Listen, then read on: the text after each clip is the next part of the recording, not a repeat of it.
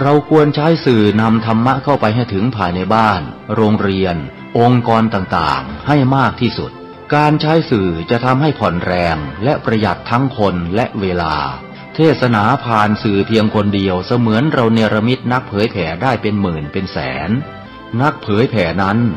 นอกจากอบรมตามหลักสูตรธรรมดาเพื่อให้ได้วุฒิบัตรรับรองแล้วพึงอบรมเรื่องการเทศนาการเขียนการค้นคว้าซึ่งอาจจะเป็นเรื่องเฉพาะตัวแต่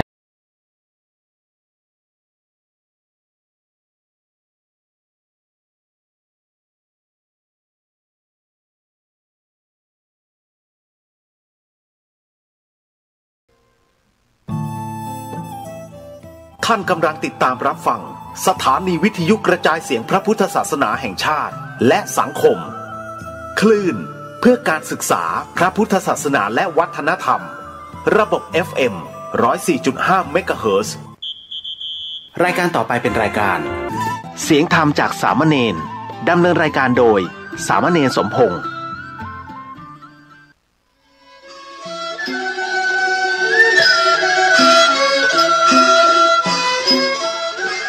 ทั้งโลกนี้มีธรรมประจำที่เมื่อทำดีจะไม่ดีมีที่ไหนมีสุขบ้างทุกข์บ้างช่างปะไรเป็นวิสัยของมนุษย์ปุถุชนขอกราบไหว้สาครูบาอาจารย์ทุกท่านขอเจริญพรศรัทธาญาติโยมผู้ใฝ่ในศีลในธรรมทั้งหลายมาแล้วรายการเสียงธรรมจากเนนน้อยสังเหลือจากวัดประแดง ทั้งนี้โดยการนำกับท่านพระครูโคสิทธิปริยัติยบรเจ้าวัดประแดงเจ้าคณะตำบลสุเทพเขตเนื้อเป็นประจำทุกวันพุธจาก 10 โมงจนถึง 11 โมงโดยประมาณทั้งนี้ดำเนินในการโดยธรรมภาพสมณเณรสมพงษ์นั่งดำเนินในการอยู่ที่วัดประแดงส่งเสียงมายังสถานีวิทยุ FM 104.5 ของวัดไผ่หินซึ่งมีท่านพระครูสมุวิศวัตรวรกิจโจนายสถานีและเจ้าอธิการเมตตาถวายเวลาดังภาพ1 ชั่วโมงโดยเฉพาะวันพุธจาก 10 โมงจนถึง 11 โมงโดยประมาณทั้งนี้ถ้าหากบ่มีเหตุการณ์ขัดข้องเกิดขึ้น 1. ท่านพระครูลืมเปิด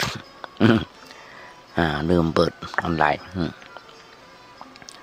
2. ติดภารกิจนิมนต์อย่างใดอย่างหนึ่งก็เลื่อนไปตามสภาวะเหตุการณ์ ญาติโยมหลายท่านยุคนี้สมัยนี้บัณฑิตนักปราชญ์ครูบาอาจารย์นักสมาผู้น้อยขอกราบขออภัยขอสดาญาติโยมปู่อุ้ยแม่มอนปนุ่มแม่ป้าเมตตากันน้อยตัวนี้บ่ตึก บ่ต้องไปนึกอย่างว่าน้อยตัวนี้มาสอนบ่ได้สอนแต่เอามาอุ้งฟังอย่างน้อยสดาญาติโยมคนเฒ่าคนแก่หลายผู้หลายท่านตอนนี้กำลังกวาดกำลังกางขวางซักเสื้อซักผ้าทำกับข้าวกับปลาลูกหลานท่านเฒ่าได้กินได้ว่ากันไปเปิดโทรศัพท์ฟังไปเนี่ยน้อยชี้ชมตอนนี้ก็มานั่งญาติโยมฟังเอาสิ่งที่ดีๆโดยเฉพาะธรรมะขององค์พระสัมมาสัมพุทธเจ้ามาจากญาติโยมฟังนี่สิ่งแรกที่ต้องการและที่จะนำเสนอเรื่องที่สองคือนั่นคือเป็นหน้าที่ของพระเถรนิดน้อยโดยเฉพาะตัวธรรมภาพเป็นหน้าที่โดยตรงที่มาบทมาเห็นมาบทมาอยู่วัดโบราณครูบาอาจารย์เพิ่นบอกอยู่วัดปัจจุบันอยู่บ่ได้มันไหว้พระสวดโยโกห้อง แล้วต้องเอานำธรรมคำสอนของพระสัมมาสัมพุทธเจ้ามาอุมาจารย์ญาติโยมปังป้องตมันได้ทำตามที่ครูบาอาจารย์ได้สอนมาโดยตลอดตั้งแต่บรรแรกมาบทมีหลายเหตุการณ์38-39 ปีที่ผ่านมาบางครั้ง ฟังธรรมะของพระสัมมาสัมพุทธเจ้าญาติโยมบางคนบางท่านเขาบอกกระจมเคยฟังละน้องอุนักญาติโยมทั้งหลายกินลาบแกงอ่อมน้ำพริกแดงต่างบ้านต่างที่เหมือนกันแต่กับใบย่างน้ำปูนน้ำปางก็ไปทำย่างบ้านเฮานี่ก็ไปทำย่างมันเหมือนกันญาติโยมทั้งหลายบางคนมักเผ็ดมักเค็มเหมือนกันญาติโยมทั้งหลายแต่มามีหน้าที่ปรุงอาหารของญาติโยมกินญาติโยมจะกินก็แล้วแต่บ่กินก็แล้วแต่แต่ต้องทำไปตามหน้าที่เหมือนกันที่บอกทุกคนจุดมุ่งหมายคือเอาธรรมะของพระพุทธเจ้ามาอู้ญาติโยมฟังธรรมะของพระพุทธเจ้านั้นผ่านมาได้ 2,500 กว่าปียังอยู่ยังยืนยงอยู่เป็นสัจธรรมเป็นอากาลิโกใจได้ประจำกัดเวลาใจได้ทั้งโลกใจได้ทั่วโลกบอกว่าพุทธคิดอิสลามอย่างนั้นใจได้เหมือนกันทั้งนั้นเพราะฉะนั้นญาติโยมตรงไหนฟังไปเถอะจะน่าก็เป็นกู้เป็นกิมกันจาก10 โมงถึง11 โมงเนี่ยคือเหตุผลอย่างน้อยๆก็อยู่วัดครูบาอาจารย์เพิ่นบอกอย่างที่บอกเนี่ยก็ไปอยู่บ่ได้ใช้ใบพระจดหัวกองเราญาติโยมต้องปิกไปพอหรอกเปิดพอทีวีเด้อแต่ว่าช่องใดมีแต่ข่าวตีลันฟันแทงยิงหัวกันตายดึงมันจะเปเหตุละเป็นไปเหตุทั่วโลกบางที่บางแห่งบางประเทศใจประเทศไทยเป็นประเด็นประหารเนี่ยเยอะหนักหนาปะปานเพิ่นหอกสีเทาอย่างนั้นนะเพราะฉะนั้นญาติโยมสังคมไทยเขาทุกเมื่อเชื่อวันยุคปัจจุบันนี้อยู่ในสภาวะน่าเป็นห่วงอย่างยิ่งขนาดนักหนาปะปานอย่างน้อยๆญาติโยมลองก็ดูว่ามีผู้ แสดงตัวว่าเป็นผู้รู้ในพระทางพระไตรปิฎกเป็นครูผู้วิเศษในการสั่งสอนพระศาสนาจำนวนมันน้อยเลยในจำนวนที่อย่างที่อู้ปรากฏ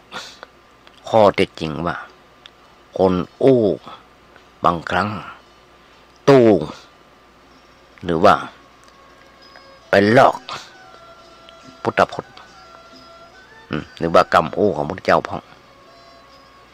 มีคนแสดงโวหารอย่างฉาบฉวยถูกใจคนแต่กลับเป็น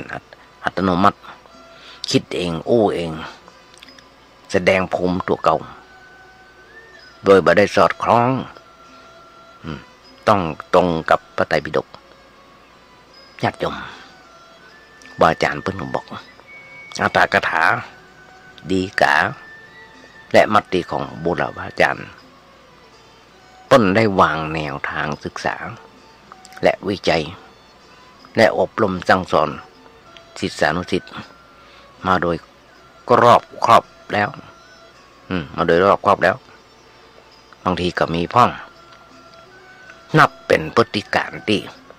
เป็นบ่อนทำลายพุทธศาสนาอย่างร้ายแรงญาติโยมบุรพาจารย์ของคณะสงฆ์ไทยตามที่ได้อ่านหนังสือหนังหาฟังเปิ้นแต่อู้จ่าพาทีกับพระผู้ใหญ่เปิ้น โดยเฉพาะ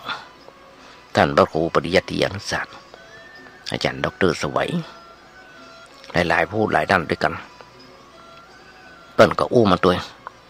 ถึงบ้านนี้อาจารย์ดร.สวัยจัดรายการพระไตรปิฎกลอยฟ้าต่างประเทศมั้งแต่มาก็ได้ฟังบ้องมาได้ฟังบ้องเพราะมันสูงเกินที่ปัญญาแต่มาภาพจะได้ฟังได้และเอามาสาธยายญาติโยมฟังเปิ้นก็อู้ปกจาแต่มาเคยนั่งอู้นั่งจ่าสนทนาธรรมกับเปิ้นแบบที่อู้ญาติโยมฟังถึงวันเนี้ยแต่ยังบอกที่บอกโดยสุขภาพแต่มาภาพไม่ค่อยจะดีก็เลยขอยุติไว้ก่อนพักไว้ก่อนฟังแต่เปิ้นก็ทวงมาเหมือนกันเมื่อใดนี่แฟนคลับหลายท่านที่อยู่ต่างประเทศแต่มาก็ยังทำอยู่แต่ว่าพักของเปิ้นไว้ก่อนแต่มาถึงบอกนะอย่าจำต้องได้เข้ามา4 โมงวันแรงจนถึง2 ทุ่มแต่มาได้เอาเทปบันทึกไว้ส่งให้ญาติโยมฟังเพราะว่าจะเป็นในเปิ้นกันในไลน์270 กว่าใน Facebook ใน Messenger ใน YouTube นั่นไก่ทั่วโลกพิมพ์เข้าไปว่าเนนน้อยสั่งเหนือฟังได้ตลอดเวลาก็ได้รับกรรมติชมจากครูบาอาจารย์มาน้อยเลยญาติโยมทั้งหลายอาตมาก็ยังเป็นพระสงฆ์องค์เนนเป็นเนนน้อยก็ยังกล่าวโอ้สั่งสอนเนนน้อยตัวนี้ได้เพราะฉะนั้นญาติโยมทั้งหลายอย่างที่บอกครูบาอาจารย์เปิ้นได้คณะสงฆ์คณะอาจารย์พระสงฆ์ไทยเนี่ยมีวิสัยทัศน์กว้างไกลก็เลยอุตสาหะสร้างระบบการศึกษาและพระปริยัติที่ทำไว้พอไปสู่สามเณรได้เข้าไปศึกษาเข้าถึงลัทธิธรรมพระสัทธรรมลัทธิธรรมพระสัทธรรมแถมมีวิทยากรที่ถูกต้องเป็นระบบระเบียบและได้นำความรู้ชัดและตรงนั้นไปอบรมสั่งสอนได้โดยบ่คลาดเคลื่อนบ่ผิดเพี้ยนเพราะฉะนั้นญาติโยมทั้งหลายผู้ศึกษาบาลีโดยมีหน้าที่ที่จะต้องศึกษาวิจัยทำความเข้าใจปฏิบัติตามพระวินัยในพระไตรปิฎกตลอดจนคัมภีร์ต่างๆอย่างถูกต้องถูกวิธีเพราะนี้คือสมกับเจตนารมณ์ของการจัดการศึกษาพระปริยัติธรรมโดยเฉพาะแผนกบาลีที่เปิ้นได้สำเร็จตามหลักสูตรมาแล้วญาติโยมทั้งหลายทุกคนที่ฟังที่ที่เฮียนอยู่ขอให้ตั้งปณิธานที่จะมีความรู้รอบและรู้ศึกษาและในพระธรรมพระพุทธประธรรมก็ได้แล้วทำหน้าที่เผยแพร่พุทธศาสนาอย่างถูกต้องญาติโยมทั้งหลายทุกเมื่อเช้าวันแต่มาถือว่าจะถูกต้องเท่าใดแต่มีผู้คนมีครูบาอาจารย์คอยกำกับคอยอบรมสั่งสอนวันนั้นอู้ผิดวันนั้นอู้ถูกเนอะยุคนี้สมัยนี้มันเหมือนแต่ก่อนต้องห้องตมาหรือปากันประเดี๋ยวนี้ยกโทรศัพท์มาอู้ละว่าวันนั้นเน้นอู้ผิดเนอะต้องอู้อย่างอี้เนอะอย่างอี้เนอะญาติโยมทั้งหลายประเดี๋ยวนี้สบายเปิ้นได้ฟังเปิ้นก็อู้เปิ้นก็กล่าวตำหนิกล่าวสั่งกล่าวสอนมาโดยตลอดเพราะอย่างญาติโยมทั้งหลายบางคนบิดเบือนพระธรรมวินัยด้วยเมื่อเปิ้นจะได้เป็นผู้นำทางจิตวิญญาณของสติปัญญาของสังคมไทยมีมาน้อยบ่สมกับหน้าที่ของสาวกของพระพุทธเจ้าญาติโยมทั้งหลายอาตมาเคยอ่านหนังสือเป็นโอวาทของสมเด็จพระอริยวงศาคณาจารย์วงศาคณาญาณสมเด็จพระสังฆราชสกลพระสังฆปรินายก ในการที่คณะธรรมยุทธแสดงมุทิตาและพระภิกษุสามเณรผู้สอบไล่ได้ปริญญาธรรม9 ประโยคปีเนี่ยปีที่ผ่านมาเนี่ย2567เนี่ยจำนวน76 รูปและประธานทุนอุปถัมภ์กันพระภิกษุสามเณรคณะธรรมยุทธสอบไล่ได้ปริญญาธรรม3 ประโยคถึง8 ประโยคถึง191 รูปญาติโยมทั้งหลายลองฟังลองกึกเราที่มาโอ้มันเนี่ยพุทธศาสนาของเราจะเจริญมากน้อยขนาดไหนในพระจำนวนที่บอกตะเกียบของเหลือสักตน2 ตนก็ยังดีนอกนั้นลาสีขาวไปยังเหลือสักตน2 ตนก็ดีเป็นเจ้าวัดที่หันที่นี่ไปสั่งไปสอนเอาธรรมะของพระเจ้าไปเผยแผ่มันจะดีไปใจน้อยเลยยังเหลืออยู่ยังมีอยู่ได้เป็นร้อยเป็นพันอย่างได้กระช่างนอกนั้นจะมีการลาสิกขาไปทำกิจทำการทำงานอย่างต่างๆก็ว่ากันไปญาติโยมคนเฮาบางครั้งเหมือนกับคนเฮาเนี่ยบางคนกินหนักลำไปก็อ้วนกินน้อยลำไปก็ผอมบางทีโรคบางอย่างชอบเข้าไปอาศัยที่สำคัญอย่างที่บอกเข้าไปอาศัยที่ตับที่ปอดที่ไตออกยากเปรียบธรรมะของพระเจ้าอย่างที่บอกบางคนบางท่านได้เข้ามาแล้วก็หลงบทถึงจะรอดชีวิตหลงอย่างถูกต้อง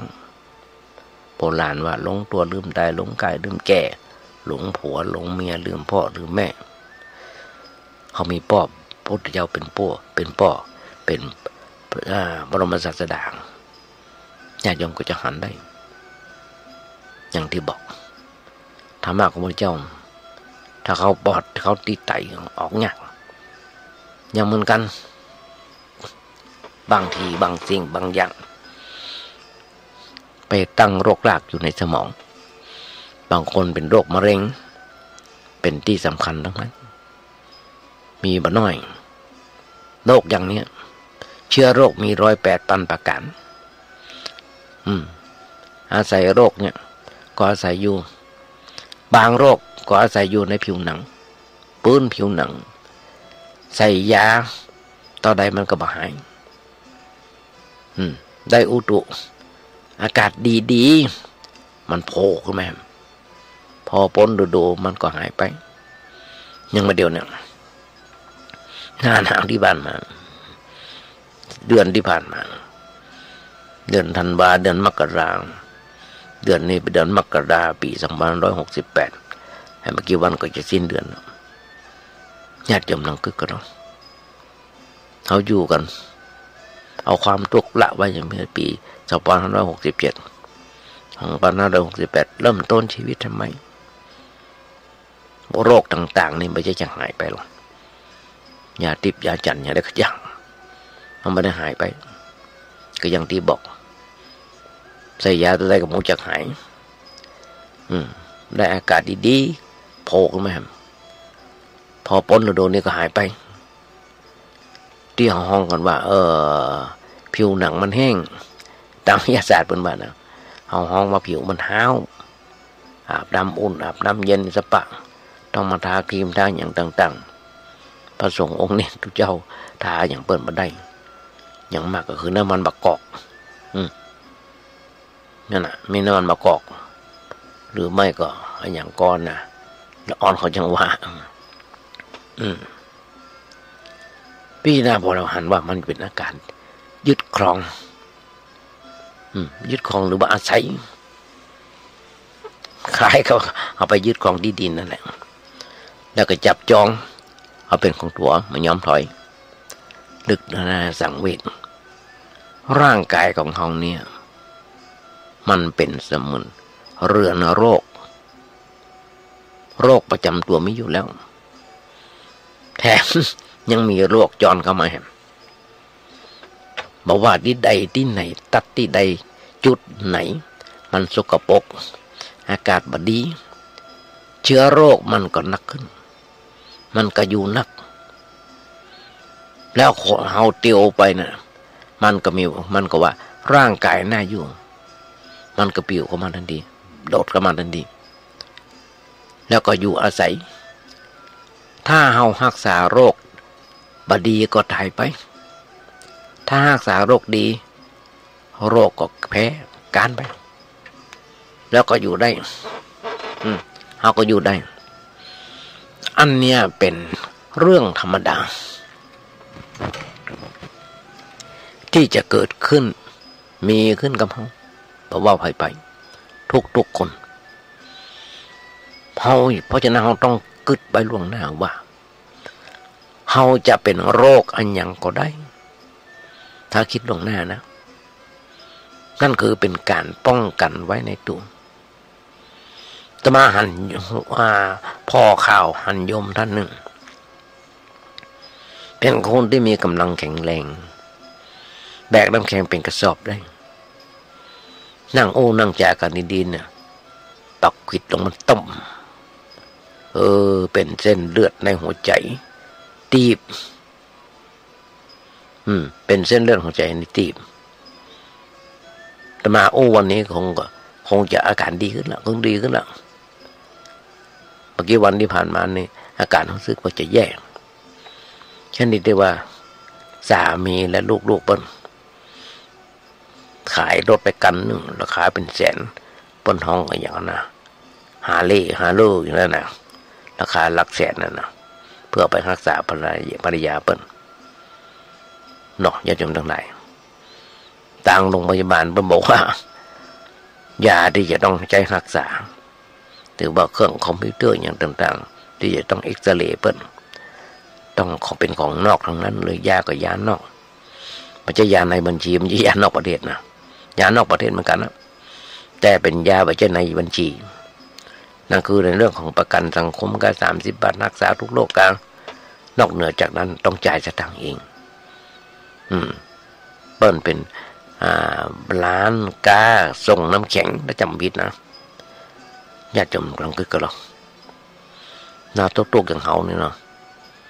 อย่างแต่มาภาพหรอกมอแล้วหน้าภาพไปบ่ตอกที่บอกมานี่ถ้าจำลังเกิดถ้าบักคิดไว้ลงหน้าบักเตรียมตัวไว้ลงหน้ามันจะเป็นอย่างไรอย่างน้อยๆว่าของว่าร่างกายของเขาเนี่ยมันพลอยภาษากลางภาษาไทยของน้องเปราะมันบางมันเปราะมันบางแล้วก็เป็นที่ชอบของโลกเป็นที่ชอบใจของโลกเขาก็ต้องระวังตัวที่ไหนอากาศมันบดีมีสิ่งเน่าหรือสถานที่ใดมีเชื้อโรคเป็นพาหะของเชื้อโรคเขาก็บอกเข้าไปเนี่ยเขาระวังเนื้อระวังตัวต้องระวังแบบใกล้เคียงกับโรคโควิดเมื่อปี63ต้องใส่ผ้าแมสกันอย่างกันต่างๆนานากรมอุตุประกาศสภาวะอากาศของเชียงใหม่กับกรุงเทพปอกันที่ว่าปอกันเมื่ออย่างฝุ่นละออง PM 2.5 นั่นน่ะจะมาอยู่ที่กุฏิ1 วันจะต้องเปิดเครื่องฟอกอากาศมีบุญอย่างหนึ่งโยมอย่างก็เนี่ยจุลีวงไข่เปิ้นได้มาถวายไปเครื่องนึงซึ่งเป็นของโยมแม่เปิ้นโยมแม่เปิ้นจะจากไปแล้วมันเพียงแก้กรรมไปแล้วเปิ้นเอามาถวายธรรมภาพก็ใช้อยู่ทุกวันบางวันญาติโยมทั้งหลายฝุ่นควันอย่างต่างๆโอ้ยบะสาบไฟไหม้ไฟอย่างต่างๆถ้ามาบ่ถูกกับดินเนอร์ก็สาบดินเนอร์บ้องสาบควันบ้องก็ต้องเปิดเครื่องเดือนที่ผ่านมาธันวามาถึงวันนี้ยังเป็นถึงวัดถึงไอถึงจามยาลดน้ำมูกโอ้ญาติโยมทั้งหลายเฮ้ยเป็นอย่างที่ปวดเกาเวียนหัวติดตัวเนี่ยต้องมียาดมตลอดเวลาญาติโยมลองกระดึก ก็ต้องไปจมถ้าได้ยินเสียงวัดเสียงไอ้อยากจะมาบ้างต้องขออภัยไว้ก่อนเพราะฉะนั้นเนี่ยรายการที่ญาติโยมฟังมันเป็นแบบนี้ก็ถึงบอกก็อย่างได้ก็อย่าญาติโยมฟังก็ถึงบอกคอยความระมัดระวังเกิดขึ้นเพราะเขาพิจารณาว่าเฮาอาจจะเป็นโรคเมื่อใดก็ได้แต่ว่าเชื้อโรคพอว่าหันตัวมันลอยอยู่ในอากาศเผลอมันก็เข้ามาอยู่ในตัวเฮาถ้ามันเกิดขึ้นกับเฮาก็ต้องบอกก็ว่าเฮาว่าแล้วอาจจะเจ็บจะป่วยสักวันใดวันหนึ่งถ้าบ่ป่วยจะทำอย่างไรถ้าเวลาเขาป่วยเราอย่างเงี้ยอย่างไรก็ต้องกินยาไปหาหมอเพิ่นตรวจเพิ่นรักษาหมอรักษาทางกายส่วนคนไข้ต้องรักษาทางใจจะปล่อยให้หมอรักษาถึงหมดก็บ่ได้ถ้าหมอรักษากายแล้วคนไข้บ่รักษาใจโรคมันก็หายยาก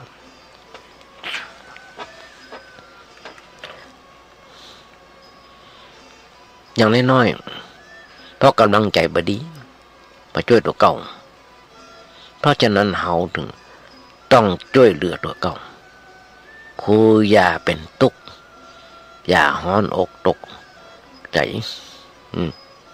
ว่ามันจะหายไว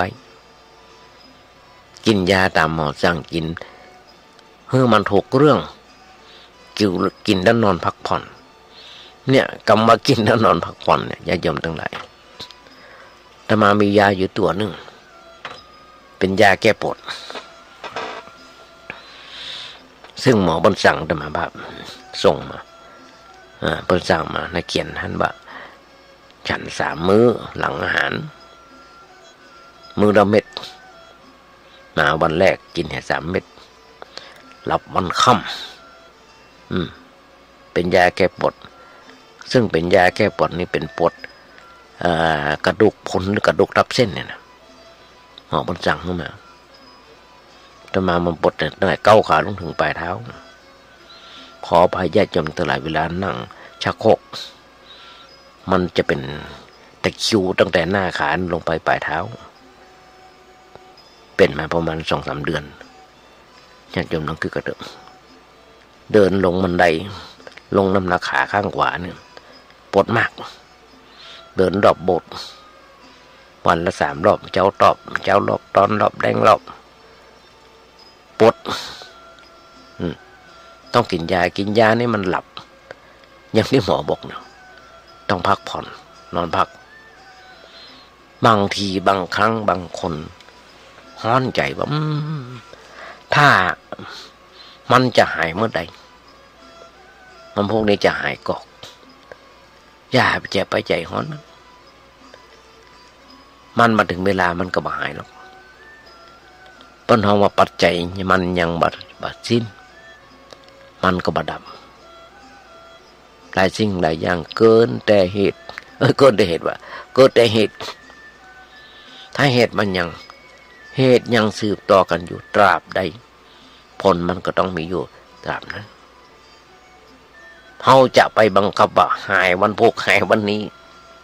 หายวันฮือวันติดหน้าปีหน้าเราบังคับเอาไปได้แล้วถ้าบังคับเขาจะเป็นอย่างไรญาติโยม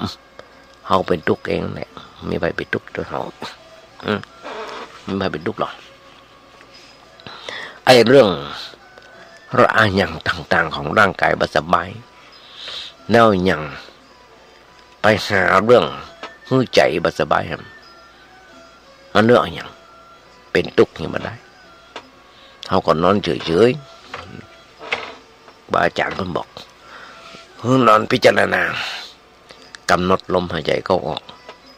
พิจารณาว่าร่างกายสังขารอโหกายโยเพิ่นว่า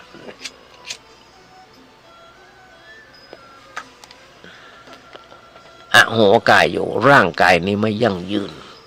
ไม่เที่ยงแท้ไม่คงทนถาวรมีอันเปลี่ยนแปลงไปเป็นธรรมดานึกในแง่ธรรมะอย่างเงี้ยแล้วก็สบายใจ เนี่ยบัดใดโรคก็หายเน้นน้อยแต่เนี่ยอู้ก็อู้ได้กับตนเป็นที่พึ่งแห่งตนใครเล่าจะเป็นที่พึ่งแก่เราได้ผู้ฝึกตนเองดีแล้วย่อมได้ที่พึ่งที่ได้แสนยากย่อมได้ที่พึ่งที่ได้แสนยากจงเตือนตนด้วยตนเองจงพิจารณาตนด้วยตนเองคุ้มครองตนเองได้มีสติรอบคอบจักอยู่เป็นสุขบุญว่าญาติโยมแล้วเฮาก็เตียวไปไหนต่อไหนไปไหนต่อไหนไปไหนต่อไหนได้อันนี้ช่วยให้เราสบายใจและอย่างเราคิดถึงเรื่องโรคภัยไข้เจ็บไว้เป็นเครื่องเตือนใจถึงวันนี้ถ้ามานึกจะดีหรือไม่ดีก็จะอยู่รอดปลอดภัยมาถึงปี2568ก็จะว่าดีใจก็ว่าดีใจจะว่าเสียใจก็ยังเสียใจยุ่งในชีวิตปรารถนาถึง60ป่านนี้เข้ามา68แล้ว2568แล้วมีลูกหลานตันเต้าเป็นย่ากำลังใจ3 เดือนคน4 เดือนคนเปื่อยขวบปลายคน2 ขวบ3 ขวบคน10 ขวบคน11 12 ขวบคนโอ้นักญาติโยมทั้งหลายคอยมาให้กำลังอกกำลังใจคอยมาซุยกินข้าวเนี่ยญาติโยมทั้งหลายเป็นแบบนี้ทำอย่างที่จะอู้ต่อไปอาตมาบอกบาอาจารย์เพิ่นก็บอกเพิ่นสอนให้นึกถึงความตายให้นึกถึงเรื่องความตายขอย้อนรอยว่าคนเราเกิดมาแล้วก็ต้องตายทั้งนั้นนี่ความตายบ่พ้นบางคนตอนนี้เป็น90เป็น100แล้วหรอกบางคน90ปลายเป็น100ก็มีแล้วที่รู้จักกันนี่นะที่จะว่ามันเชื่อนี่ถึงแก่กรรมไปนั่นกับ80ปลายแล้วมีลูกมีหลานตันได้ใจแห้งกินแห้งลูกแห้งหลานละเพิ่นโป่งเพิ่นบางละคนเฮาเกิดกับตายเป็นของคู่กันมาด้วยกันเป็นโลกฝาแฝดของธรรมชาติเพิ่นห้องนะเกิดกับตายเนี่ยเป็นร้อนฝาแฝดโดยเหมือนกันคนเฮาแต่ละคนกำลังเกิดอยู่และกำลังตายอยู่สิ่งใดเกิดในขณะใดมันก็ตายในขณะนั้นเกิดปุ๊บก็ตายปั๊บก็มีไปทันทีแต่ว่ามันมาตายหมดเลยทีเดียวเพราะมันมีเกิดสืบต่อคือมีสิ่งสืบต่อมีสิ่งสืบต่ออยู่สิ่งสืบต่อนี่คือภาษาธรรมะเป็นคำว่าสันตติ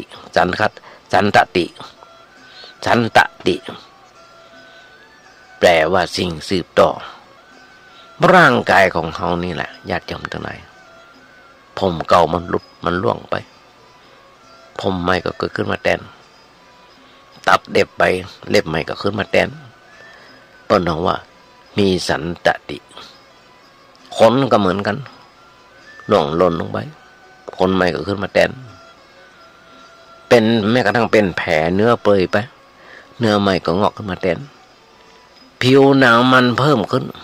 แผลมันก็หายไปได้ถ้ามันมีสันตติสืบต่อ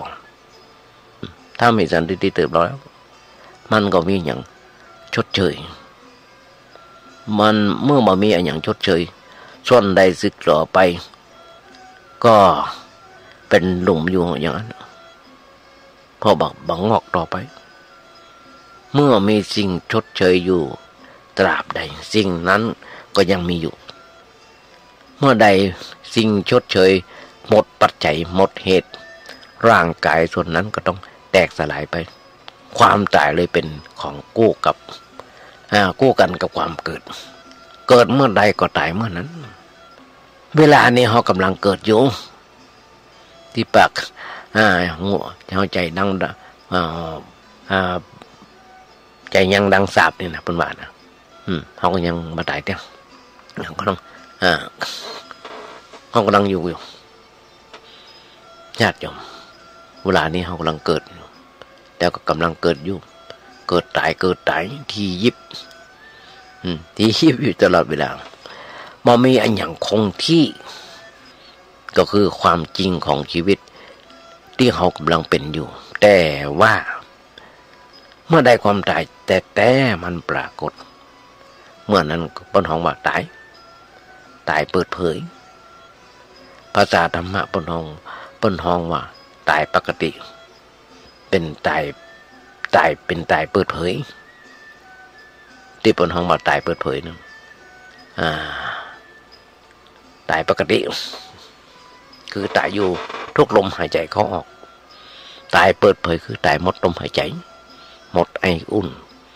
หมดความรู้สึกเปิ้นว่าร่างกายนี้เมื่อบ่มีใจคลองแล้วบ่มีไออุ่นแล้วเปิ้นว่าตายความตายก็คือที่สุดของความเปลี่ยนแปลงร่างกายของคนเราเปลี่ยนแปลงไปเรื่อยๆไปถึงที่สุดตัดไหนมันก็ตายตัดนั้นมันก็ตายนั้นคนทุกคนต้องไปถึงจุดนั้นว่าสิติหรือว่ายาจกแต่การถึงอาจจะเว้ยจะช้ากว่ากันก็เนื่องจากการปรุงแต่งของบุคคลนั้นคนใดภาวะการปรุงแต่งดีก็อยู่เมินน้อยปรุงแต่งบ่ดีก็อยู่ช้าก็อยู่เมินปรุงแต่งบ่ดีนะก็อยู่บ่เมินชีวิตก็แตกดับบางคนญาติโยมทั้งหลายตายตั้งแต่อยู่ในท้องบางคนตายพอเกิดออกมาน้อยเดียวผ่านท้องแม่มาก็ตายแล้วบางคนพอหูจักคว่ำหูจักนั่งหูจักเตียวหูจักแล้วก็ตายบางคนตายในกระดังเฮียนอยู่ในขั้นมัธยมบางคนอยู่ในขั้นมหาวิทยาลัย มหาวิทยาลัยบางคนเรียนจบยังมาได้ทำงานคือพ่อคือแม่ชื่นใจเด้อตายเห็นแล้วบางคนไปเรียนถึงเมืองนอกเมืองนาปิกมาเยี่ยมบ่เยี่ยมแบบ8 วัน 7 วัน 10 วันตายเหี้ยพ่อแม่ก็เศร้าใจเรื่องมันน่าจะเกิดขึ้นแฮมนั่นแหละคือบ่ได้คิดไว้ล่วงหน้าว่าลูกเขาอาจจะตายเมื่อใดก็ได้สงครามวันนี้เปิ้นเล่ากันไว้นะมาได้หันหนังสืออยู่มีคนหนึ่งสงครามเกิดขึ้นในยุโรปลบดูว่าลบลูกระเบิดอยู่ลบลูกระเบิดอยู่ได้บ่ได้พอเปิ้นแลกเฉลยกันได้มาอยู่บ้าน 7-8 วันตายพ่อแม่ก็เศร้าใจโอ้มันหนีลูกปืนลูกระเบิดมาได้มาตายคือมาตายที่ปุ้นพ่อแม่มาได้เผาเลยมาตายที่พ่อแม่เผาที่นี่มันบังคับกันบอกมันบังคับกันได้เมื่อใดก็ตายกันแล้วนั่นเรื่องนี้เป็นเรื่องธรรมดาเอาทุกคนควรบอกตัวเก่าว่าบ่ใจแต่เปิ้นด้านเขาก็ต้องเหมือนกันเขานึกว่าอย่างนี้ก็อย่างที่เมื่อกี้วันที่เดือนที่ผ่านมาต่างประเทศมาสู้รบกบรบมือกันดังอิสราเอลสักอย่างบ้านะจะไปยิงกันอย่างกันนั่นนะคนไทยเขาก็มีเนาะไปทำงานอยู่ปุ่นบางคนก็มาตายเด้อปิกมาบ้านมาตายที่บ้านบางคนก็เจ็บป่วยอยู่ที่ถูกระเบิดตกอย่างปุ่นปิกมาตายที่บ้านอันก็ยังมีเขาได้หันได้หูกันญาติโยมทุกท่านญาติโยมไปงานศพแต่ละวันแต่ละคนแต่ละที่ละแห่งญาติโยมนึกอย่างไรพ้องที่ไปร่วมเป็นกำลังใจสำหรับญาติเปิ้นที่เปิ้นตายไปเป็นญาติของคนตายเขาไปเป็นเปิ้นเป็นพุงเป็นมิตรแก้วสังหายคำเพราะฉะนั้นเขาไปเวลาเขาไปงานศพก็นึกเตือนตัวเขาว่าวันนี้เขามาเผาเปิ้นวันหนึ่งเปิ้นก็จะต้องเผาเขาต่อไป บ่ใครหนีกรรมมากฎธรรมชาตินี้ได้เขาบอกตัวเก่าไว้อย่างนั้นญาติโยมทั้งหลายนี่เป็นสัจธรรมอย่างหนึ่งทุกเมื่อเช้าวันอยู่กันในครอบครัวสมมติว่าเมียตายไปเมียตายจากเขาไปพ่อบ้านจากแม่บ้านจากแม่บ้านตายจากไปคนที่อยู่ตั้งหลังคือลูกคือพ่อก็บ่สบายใจมีความทุกข์มีความเดือดร้อนแต่ถ้าเรานึกถึงธรรมดาว่ากฎธรรมชาติว่ากฎธรรมดาว่าเป็นธรรมดาเกิดมาแล้วก็ต้องตายเมื่อเราอยู่กันก็บ่ได้สัญญากันว่าจะอยู่ด้วยกันจะตายพร้อมกันมันก็บ่ตายพร้อมกันมันมีสักโก้มามีสักโก้นึงที่จะตายพร้อมกันมันจะมีอย่างเดียวอย่างกู้อย่างเช่นปนห้องว่าอย่างก็เนี่ยปนห้องว่าอย่างก็อย่างที่ปนห้องเป็นภาษาไทยว่าอุบัติเหตุตายกรรมตัดร้อน เช่นรถความตายทั้งผัวทั้งเมียมันก็มีบ้องบางทีตายทั้งครอบครัวก็มีแต่ส่วนมากมันไม่ค่อยจะมีอย่างนั้นคนหนึ่งอาจจะตายก่อนคนหนึ่งก็ได้เฮาอยู่กันโอ้กันอย่างบ้างว่าอย่าไปเหมือนกันสันเราลำไปบอกว่าไปจะอยู่ก่อนจะไปก่อนอยู่ก่อน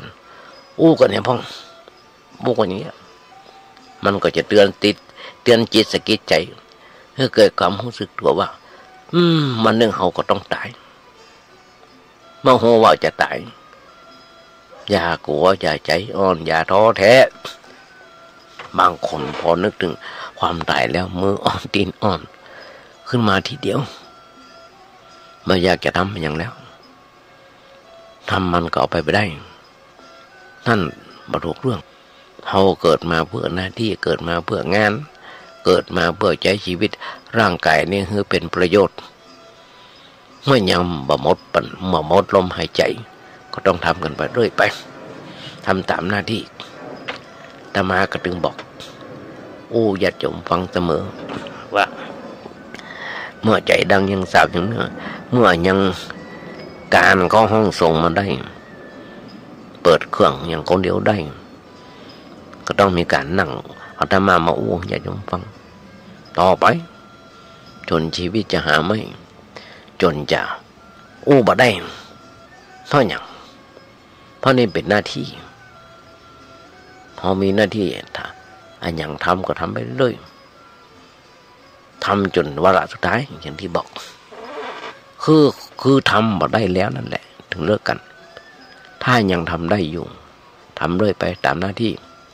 อย่างนี้เป็นห้องว่านึกถึงความตายแล้วก็บ่ประมาทชีวิตมีค่ามีราคาแต่ถ้านึกถึงความตายแล้วมืออ่อนตีนนอนไม่อยากจะทำมันอย่างกระเปิ้นเลยมันก็ใจบ่ได้พอถูกพุทธประสงค์พุทธเจ้าเปิ้นบ่ต้องพุทธเจ้าเปิ้นบ่ต้องการอย่างนั้นต้องการเขาสำนึกว่าเขาจะต้องตายเฮาพาลูกพาหลานไปไว้ศพเช่นเตือนอย่างเมื่อกี้วันปีใหม่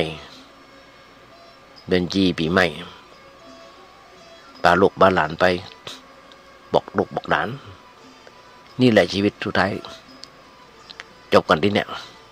พ่อแม่ก็ตายแล้วก็อยู่เนี่ยปู่ย่าตายายพี่น้องพ่อแม่ยังต่างๆเอาไว้ในกูนี่หมดแล้ววันหนึ่งก็เรื่องมาด่าของหมู่เฮาละหมู่นี้คนหมู่นี้บอกว่าไผ่จะไปก่อนบอกว่าพ่อกับว่าแม่จะไปก่อนบอกว่าลูกกับหลานจะไปก่อนมานึกได้อย่างนี้ก็อย่าขี้ค้านอย่าขี้ค้านอย่าไปเอาใจเอาแต่ม่วนงันสั่นเล่าตั้งใจทำหน้าที่ เพราะว่าเราอ่อนน้อยลูกเล็กแรงก็ตั้งใจทำหน้าที่ศึกษาเราเรียนจะได้มีความรู้มีปัญญาเมื่อท่าบัดไดถ้าบัดไดมันก็ใหญ่หน้ากาบานเอาตั้งหน้าเอาตัวไปตั้งหน้าเอาตัวรอดได้ถ้าว่ามันมีความรู้บ่มีปัญญาก็จะลำบาก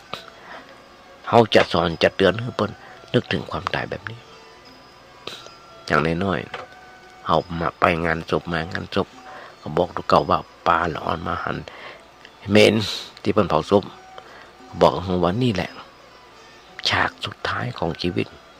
และที่นอนสุดท้ายของชีวิตของคนเขาคนทุกคนจะต้องเป็นอย่างนี้นี่บ่พ้นทุกคนต้องตายกันทั้งนั้นคอยบอกตัวเก่าไว้บ่อยๆก็จะเกิดปัญญาเกิดความคิดความอ่านแล้วถ้าหากว่าเอาไปไหนมาไหนถ้านึกถึงความตายไว้แบบมันมาประมาทมันมาประมาทเช่นขับรถนึกถึงความตายมาประมาทมาขับเวเกินไปหันขอแยกอย่างทั้งหลายหันอยู่ทุกเมื่อเช้าวันว่าเวลาขับรถขับหลังนั่งบนหลังผมอะไรต้องนึกถึงบ้านถ้าห้องผจญเปิ้นก็อย่าโจนเขาเป็นแบบนี้หรอเอาบอกประมาทบ่แซงบ่ในที่บอกคนแซงบ่ตัดหน้าไว้เปิ้นโจนควงไว้เอานึกถึงความตายไว้เป็นเครื่องเตือนใจมันก็ได้ประโยชน์อย่างเงี้ยเพราะฉะนั้นของญาติโยมเอาหลักนี้ไปใจเป็นเครื่องเตือนใจพิจารณาว่าชีวิตของเราเป็นอย่างนี้เป็นธรรมดานี่บ่พ้นเราต้องแก่เราต้องเจ็บเราต้องตายเราอย่าต้องพลาดพลาดจากสิ่งที่เราฮักเขาชอบใจทำมันอย่างไรสิ่งนั้นก็อยู่ในใจของเรานั่นแหละนั่นคือทำดีได้ดีทำชั่วได้ชั่วทำดีก็ได้สุขทำชั่วก็ได้ทุกข์ได้ทุกข์ได้ฮ้อนเตือนใจไว้แบบเนี้ยก็จะบ่วันไหวโยกโครงด้วยสิ่งอันอย่างที่เกิดขึ้นเขาก็จะมีชีวิตอยู่ในโลกได้อย่างสบายตามสมควรแก่ฐานะเปิ้ลบอก3โรคคือว่าโรคทางจิตนั้นแยกออกเป็น2คือโรคทางสติปัญญาแถมโรคหนึ่งเป็นว่าโรคทางวิญญาณโรคทางกายเจ็บป่วยทางกายก็ไปหาโรงพยาบาลตามธรรมดาโรคทางจิตบ่สงบจิตบ่สมประกอบบ้าบอเป็นโรคประสาทรบกวนอันอย่างเราเนี้ยยุคนี้สมัยนี้จะจำตรงไหน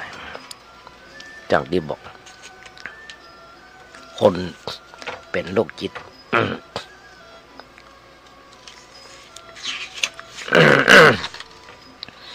ตอนเนี้ยหมอบอกว่าคนไทยของเรามีคนเป็นโรคจิตหนักขึ้นคนไทยเขาเนี่ยเป็นโรคจิตหนักขึ้นน้องพอเดือดยาหยำทั้งหลายตำรวจเป็นจับเป็นยับได้เจ้าใบโรคจิตของยาประสาทมันพอแสดงตัวว่าตัวเก่านั้นไปฆ่าคนไปตีรันพันแตงเปิดนั้นพอเป็นจิตเป็นผสมประกอบเป็นโรคจิตพ่อแม่เอาถ้วยมาส่งวักสวยตรงเรื่องอย่างมาคนร้ายคนนี้เป็นคนโรคจิตเนื้ออย่างเนื้อต่างๆหมอคนตำรวจเพื่อจับไปยับเป็นช่วงรักษาหายแล้วก็ต้องมาติดคุกต่อนะอันนี้กฎหมายเป็นว่าไว้เพราะฉะนั้นคนไทยของเราเนี่ยถึงมันทุกเมื่อเช้าวันเนี่ยเป็นโรคทางสติปัญญาหนักหนาปะปานบ้าบอเป็นโรคประสาทโรคขวัญ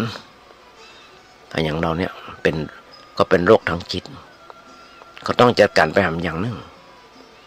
หรือไปหาหมอโรงพยาบาลประสาทโรงพยาบาลสุนปุง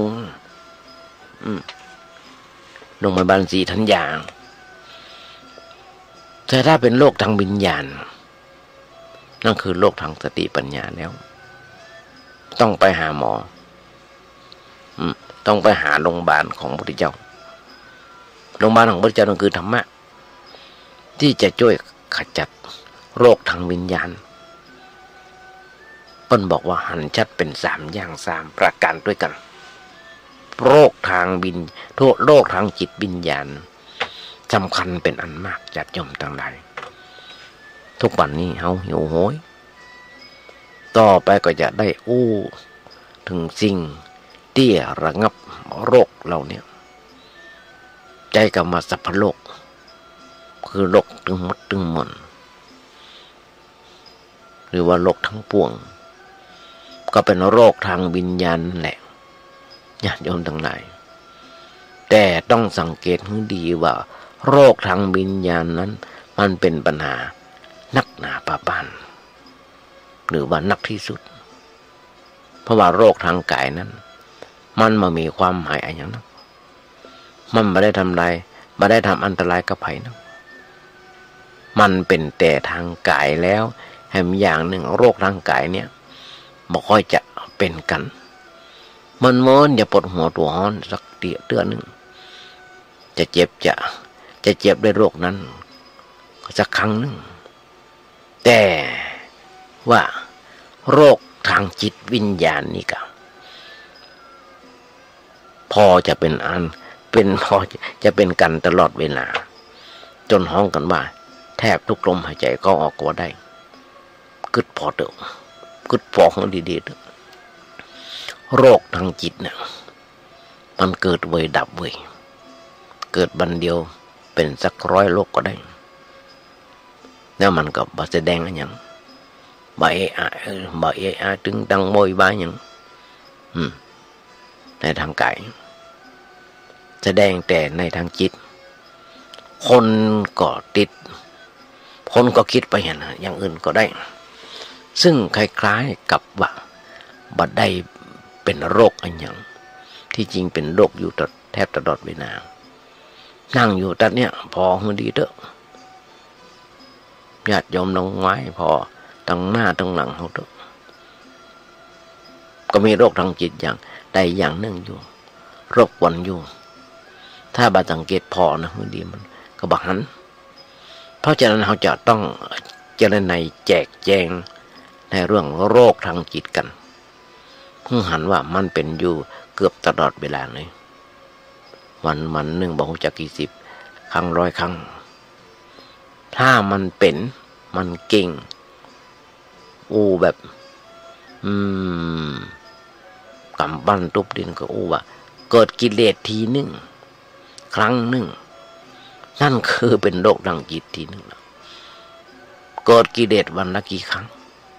ก็เป็นวันต่อครั้งคนเฮากิเลสคือขึ้นทางอายตนะถึง6ตาหูจมูกลิ้นกายใจฟังเสียงเพลงม่วนหูดังได้กลิ่นรสกลิ่นหอมหวานลิ้นได้ชิมรสเปรี้ยวหวานมันเค็มอย่างต่างๆตาได้หันรูปงามๆรูป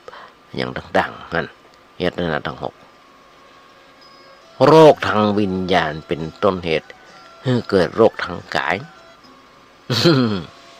ถ้าจงฟังดีนะโรคทางจิตน่ะมีอาการอย่างใดญาติโยมหลายท่านพอหูแต่ว่าดักไว้ก่อนฟังนิดหน่อยตอนนี้ก่อนถ้าหูจักอาการของมันแล้วก็จะเข้าใจได้มันเป็นอยู่แทบจะทุกลมหายใจเข้าออกเกือบทุกลมหายใจเข้าแล้วเมื่อเป็นโรคทางจิตแล้วมันจะผ่านเป็นโรคทางกายโดยเช่นโรควิตกกังวลนอนไม่หลับก็เดี๋ยวมันก็ปวดหัวเป็นโรคทางกายมีความรบกวนทางจิตมากมันก็เป็นโรคกระเพาะอาหารเพราะว่าไมเกรนลงกระเพาะเป็นภาษาฝรั่งนะมันลงในกระเพาะเขาปวดประมวลถึงท้องถึงไส้เป็นห่างเป็นบอกเป็นกึดก็เป็นกัดดื้อเป็นยึงถ้าเรา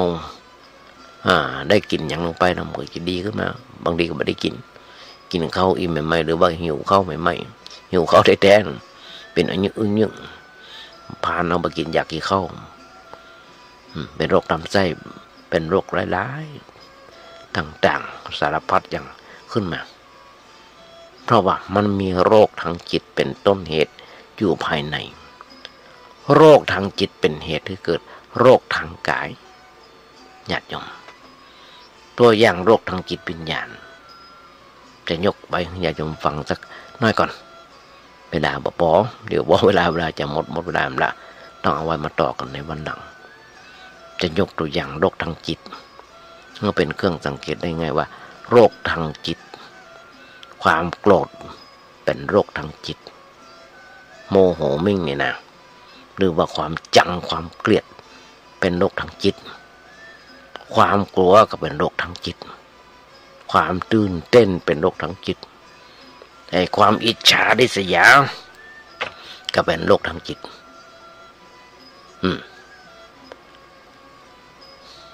ความตื่นไอ้ความหึงความหึงเป็นโรคทางจิต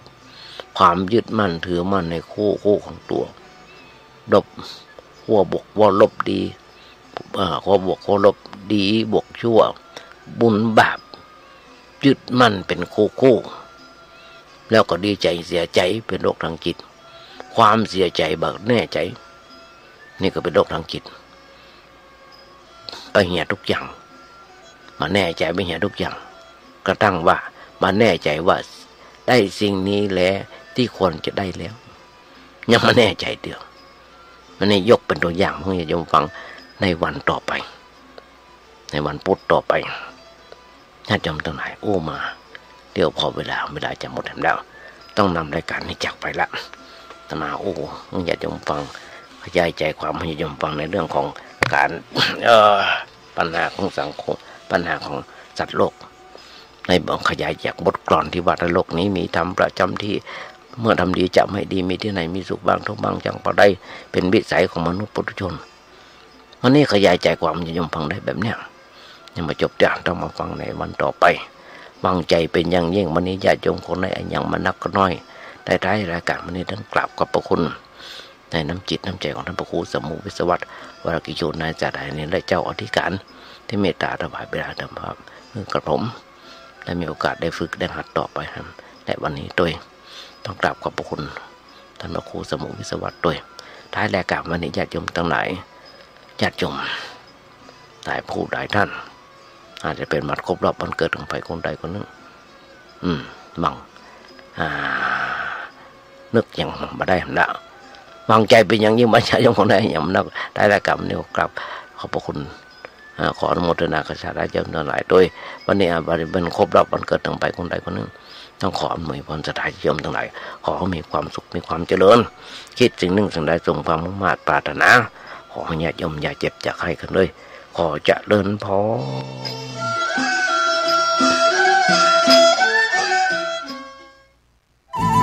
ที่จบไปแล้วนั้นเป็นรายการเสียงธรรมจากสามเณร